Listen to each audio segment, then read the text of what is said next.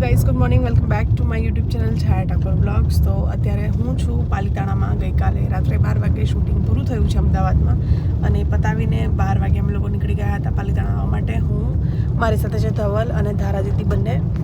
તો એ પતાવીને પછી અમે લોકો નીકળી ગયા હતા અહીંયા આવવા માટે, અને અહીંયા અમે લોકો 4 વાગે પહોંચ્યા છીએ.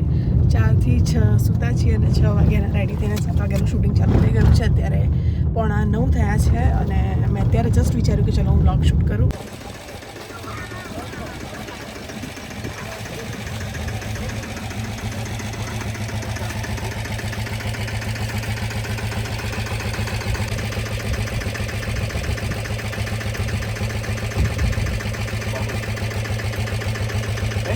આજે અમે મારા ભાવેશભાઈના ગામમાં શૂટિંગ કરી રહ્યા છીએ. મારા ડિરેક્ટર સર ભાવેશભાઈ એમનું ગામ છે, અને છકડો બોલાવે છે. છકડો જોતા હું ખુશ થઈ ગઈ. મને એમ કે છકડામાં મારી શૂટિંગ હશે, પણ છકડામાં મારે પણ સીન નથી. મને અહીં બેસાડી પણ નથી આ લોકોએ.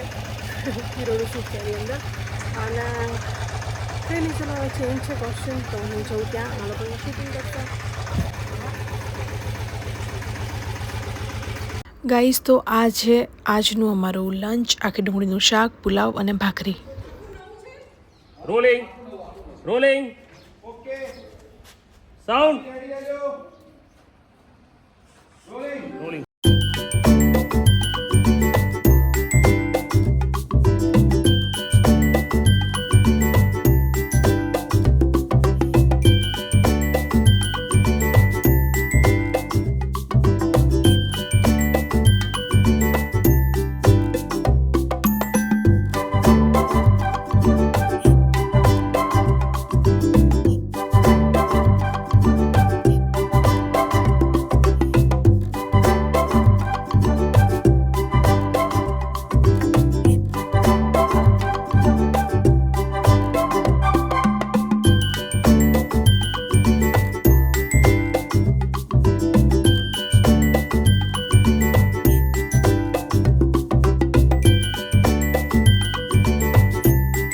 Action.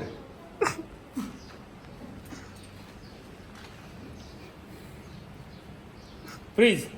Freeze by out. Bobby in. Any સામે દેખ્યો. Okay. હેલો ગાઈસ, તો અમે લોકો અત્યારે ભાવેશભાઈના ઘરેથી નીકળી રહ્યા છીએ. અહીંયાથી કોઈક પહાડોમાં બને કે અમે જોયું નથી. આ લોકો ચર્ચા કરી રહ્યા છે સવારના. એક લોકેશન છે, ત્યાં અમે લોકો જઈશું. ત્યાં થોડું ઘણું શૂટ કરીશું. આવજો, બાય બાય. ત્યાં થોડું ઘણું શૂટ કરીશું અને એના પછી અમે લોકો જઈશું ઘરે. અને આવતીકાલે છે મારો બર્થડે, તો આ બ્લોગ તમે બહુ લેટ જોતા હશો. સોંગ આવશે ત્યારે મૂકીશ, પણ બર્થડેના આગલા દિવસે હું શૂટિંગમાં હતી. આ દિવસનો બ્લોગ છે. અને અહીંયા આજે આવે છે પાલનભાઈ અને ભાભી, જેમને મેં ઓલરેડી એક સોંગ કરેલું છે. ચલો કુવા કાંઠે એક સોંગ થઈ જાય. કુવા કાઢે કઈ નહીં. તમે બી જાઓ. મારું ને સાહેબનું મેં ગાયેલું ને સાહેબને અભિનય કરેલો 2-3 મહિના પહેલા ને. હું મોરબીનો રાજા બન્યો રાને ગાયેલું છે. કેટલા ટાઈમ પહેલા આપણે હું આવી હતી શૂટિંગમાં એના 2 મહિના થયું. 2 મહિના પહેલા એ વખતે કદાચ બ્લોગ મેં તો શૂટ કર્યો, તમે બ્લોગ શૂટ કરેલો છે. સાયા મેડમના બ્લોગમાં સોંગની ઝલક બતાવશે. હા, સિંગર એમ બહુ સરસ સોંગ ગાયા હતા. હવે પહેલી વાર ગાયા હતા. મને ખબર નથી આટલું સરસ ગાય છે. મોરબીની વાણિયા, મોરબીના રાજા અને એમના સિંગર. ચલો તો કુવા કાઢે ગાવશું. થોડુંક ઓલું લાગે. કઈ વાંધો નહીં, બધા આપણા જ છે. કુવા કાંઠેથી કરી કાંઈ ઘસી ઉજળી થાય, મોરબીની વાણિયાણમાં છું પાણી જાય. આગળ રે મોરબીની વાણિયાણ, પાછળ રે જીવો જી ઠાકોર ઘોડા પાવા જાય, ઘોડા પાવા જાય. તો આવું ગીત ગાઈશ. બહુ સરસ, બહુ સરસ. મને આવડતું નહોતું, પણ આ જ્યારનું મેં આખા સોંગમાં થોડું લિપસિંગ આપે તો મને ઓલમોસ્ટ આખું સોંગ આવડી ગયું છે. પણ લાગતા હતા મોરબીની વાણિયા. અને આપણે બહુ મજા આવી હતી, બહુ જ મજા આવી હતી એ સોંગમાં. 47 ડિગ્રી તડકો હતો તે દિવસે. અને છાંયડો નતો. અને કઈ કેવા લોકેશન આપણે હતા શેત્રુંજી ડેમ પાલીતાણા. ખતરનાક ગરમી લાગી હતી. ગરમી એટલે જેની કોઈ સીમાની એવી ગરમી હતી નહીં, ઝાડ પણ નહીં, કંઈ જ કંઈ નહીં. નહીં. બધાની હાલત બહુ ખરાબ થઈ ગઈ હતી. બધાએ બહુ મહેનત કરી હતી બહુ મહેનત કરી, ખૂબ મહેનત કરી અને ગીત પણ એ ગીતનું એમાં પરફોર્મન્સ બધાના દેખાય છે કે ધોમ ધકતા તડકામાં સાયા મેડમે એકવાર પણ એમ જ કીધું કે પાણી આપો, બરફ લાવો, છત્રી લાવો કે લીંબુ પાણી, કાંઈ નથી માગ્યું. દિલથી મહેનત કરી અને એ ગીત બનાવી છાયા મેડમને બોલાવ્યા તો અમે ખૂબ ખુશ થયા હતા. Thank you. આજે એમને અહીંયા બાજુમાં એમનું ગામ છે તો આવ્યા હતા. ખબર પડી શૂટિંગ ચાલે છે તો ભાવેશભાઈના ફ્રેન્ડ છે એટલે આવ્યા હતા. ગયા તે શું જોયું તે? નરોડા અને બીજું પાણીદાર મેચ જોયું તું તમે ઉઈ જતા મૂદ લઈને આવે મને કોઈએ લોકેશન આલ્યું કઈ નહીં પણ આ તો પહેલા વાર આવ્યો તો ભાવેશભાઈ ઘેર તો મેં હું જોયું તને તું લોકેશન ઓલરેડી નાખીને સૂતી હતી. હું પાછળ સૂઈ ગઈ હતી કાલે તમે આવ્યા ત્યારે અને દીદી ધવલ બને આગળ જાગી જુટ્ટા હું તને બધું લોકેશન નાખ્યું હતું. મેં તને લોકેશન નંબર હોટેલ નું કાર્ડ બધું જ નાખેલું હતું. Bye bye. એ લોકોનું પૂરું થઈ ગયું છે. આવો લે ટેણી આવો bye bye bye bye bye bye bye bye.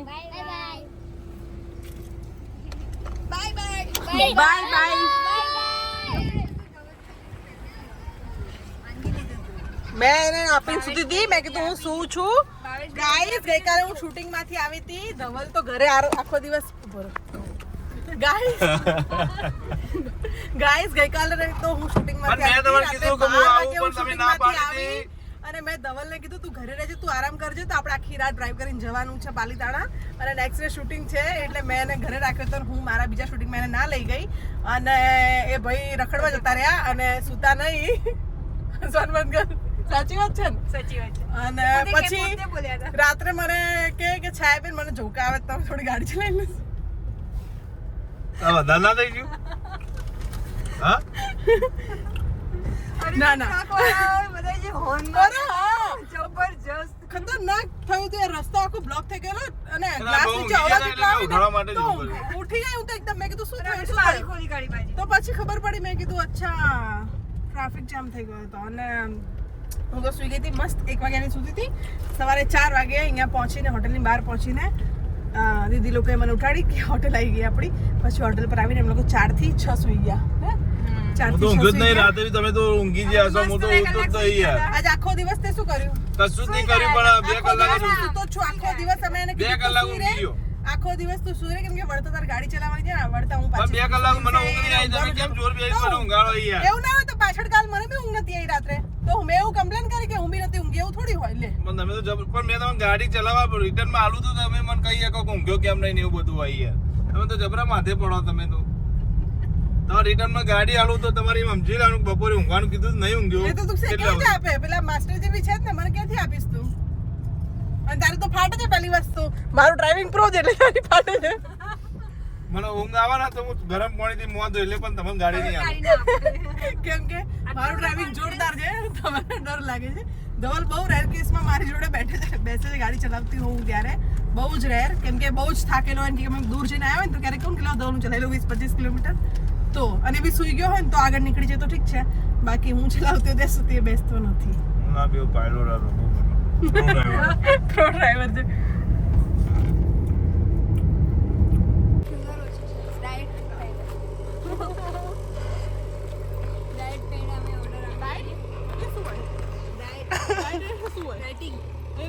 Batting કરો ને પેંડા ખાઓ.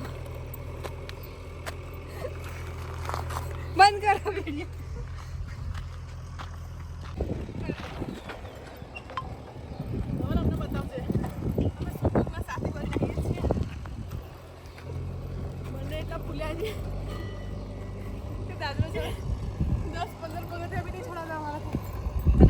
જવાની વાત કરીએ છીએ. ગિરનાર જવાની વાતો કરીએ છીએ. નજારો સરસ છે. હેડો આ બાજુ હેડવાનું આપણે. ભગવાન માતાજી બુદ્ધિ આપજો મને. મસ્કોડાઈ જવાની જો ભગવાન લાગે ના દોડો તમને દોડતા થયું. તારા બ્લોગમાં મસ્ત છૂટી જાય કે હું પડું જોરદાર અને તારા વ્યૂઝ મળી જાય. વાહ વાહ વાહ વાહ. 7 મિલિયન 5 લાખ 16 મિલિયન.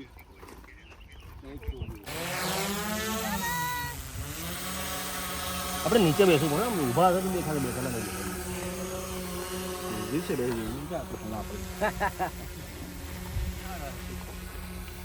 ડિસ્ટન્સ આપો, ડિસ્ટન્સ ડિસ્ટન્સ બોલો તો ડિસ્ટન્સ રાખો. જાઓ બ્રિજરાજભાઈ, દૂર દૂર આ બગલા પાડશે ને ટોલને. બસ.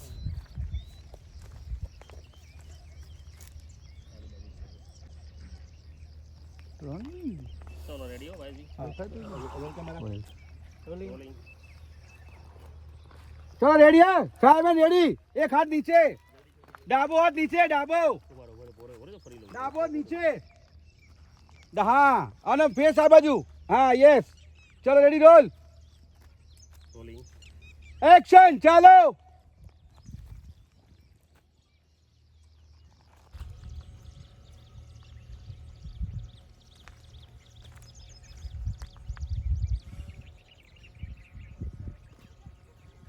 વાળ બહુ ફંબલ થયો.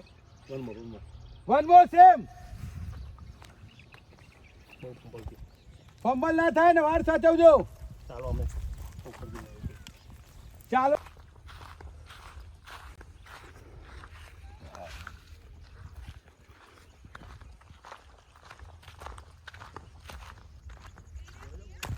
ગાઈસ તમે લોકો જોયું તો અમે લોકો આવ્યા હતા પાલિતાણા શૂટિંગ કરવા માટે. અત્યારે ટાઈમ ખબર નહીં 7 વાગ્યાની આસપાસનો કંઈક ટાઈમ થયો હશે અને અમારા લોકોનું થયું છે પેકઅપ. તો એની સાથે જ હું અત્યારે આ વ્લોગનો એન્ડ કરું છું અને સોંગ રિલીઝ થઈ ગયું છે ટી સિરીઝ ગુજરાતી. ના જોયું હોય તો પ્લીઝ જોઈ લેજો.